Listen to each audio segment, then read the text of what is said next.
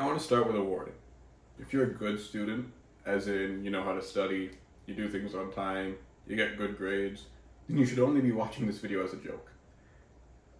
If you follow the advice, it'll probably make you worse. The people who should be paying attention are the ones who already tuned me out because they have a 20-second attention span. Yes, you pay attention. This advice is for the students who breezed through high school. You didn't study a day in your life because you never had to. You coasted on natural intelligence and dumb luck. And that's just not going to work anymore in uni because you need to be a good student. That's the difference. In high school, you could either be really smart or a good student. In uni, you got to be both, or else you are doomed.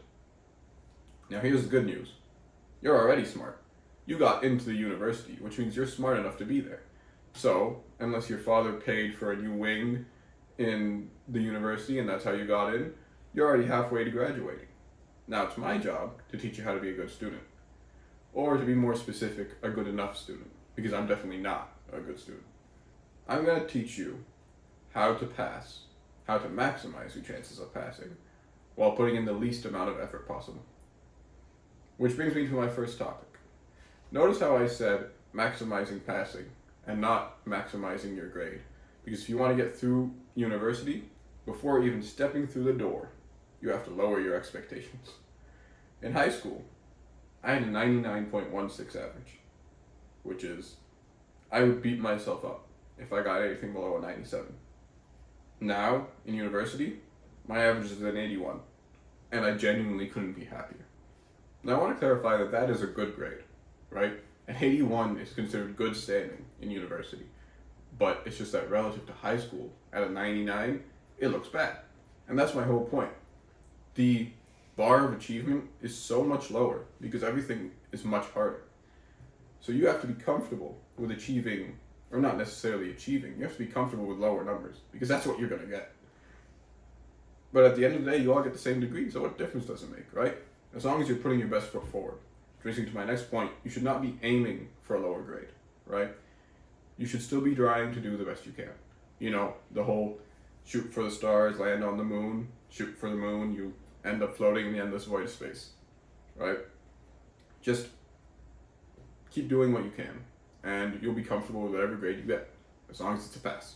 And putting in a decent amount of effort is also important for lowering everyone else's expectations, which is also a part of this. You got to bring down the expectations of your parents, of your friends, of everyone around you, or else they're also going to start pounding on you. In high school, my mom used to ground me if I got anything below a 90. Now, when I told her I got a 52 in my midterm, she did that thing that Arabs do at a wedding, Zaharit. Why did her expectations fall so far? Because I'm actually trying, right? If I was half butting it all, she would know that I'm not doing the best I can and she'd ground me anyway. I'd get in trouble for not trying. But since I am trying, since I'm doing the best I can, and these are the grades I'm getting, she appreciates that, she appreciates the effort, and so her standards for me, for my grades, have fallen dramatically. And it removes the stress from me, right? Makes my life easier, makes everything easier. It's also crucial to lower your friends' expectations, because if your friends expect nothing from you, they'll help you. And trust me, you're going to need as much help as you can possibly get, because you cannot do this alone. Unless, of course, you're like, I don't know, one of those smart people, which you're not because you're watching this video. So, yeah, that's my first piece of advice. To summarize it all, don't be too hard on yourself, right? Be comfortable and proud of what you achieve, as long as you're doing the best you can. 60s still get degrees.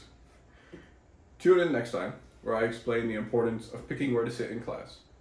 Or something else, I still haven't decided. Right? See ya.